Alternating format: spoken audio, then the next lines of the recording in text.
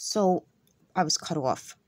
You know, going to war to me isn't about just the money it costs. It costs lives. At one time we had a draft, and it was a hard fight to prevent having a draft.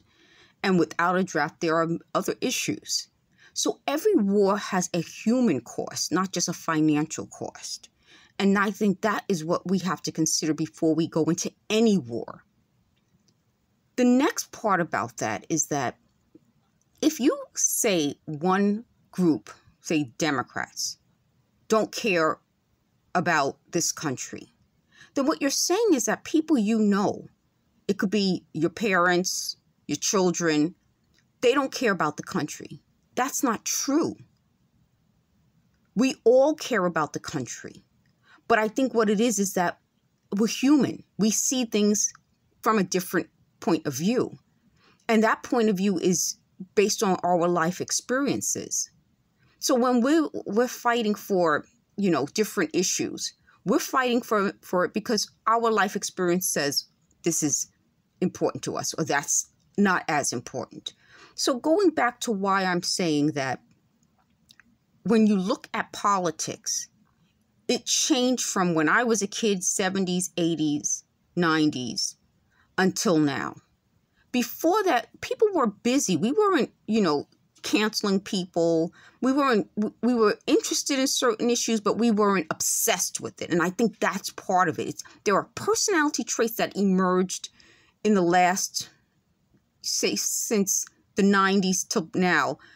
This need for perfection. We didn't have perfection when I was growing up. A need to obsess over things.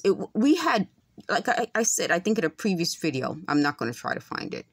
We knew about celebrity, but we weren't obsessed with everything about their lives. We weren't, the idea that anyone would be chased by paparazzi is just, it became insane to us. And at the time we realized it was insane. But even now, years later, it's like, how did that happen? We became more obsessive as a society. And I think that's part of what I'm saying. It wasn't just a change in society. It was change in psychology.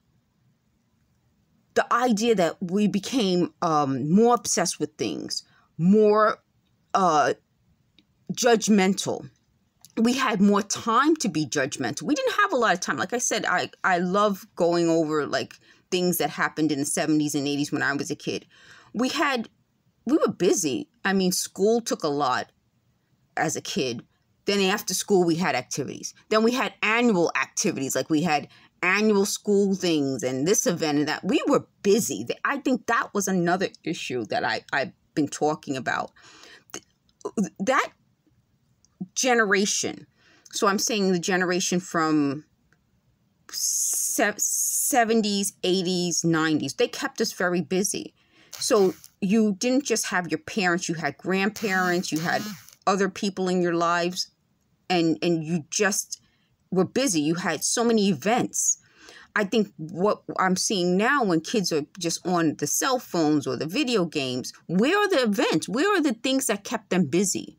Where are your after school activities and your gym and your recess? You would get home when I was growing up so exhausted, so tired. And you in the morning was like, oh, do I have to get up? It wasn't like, you just jump out of bed and had energy. We were exhausted. And I think that's something I remember being told by older people when I was growing up.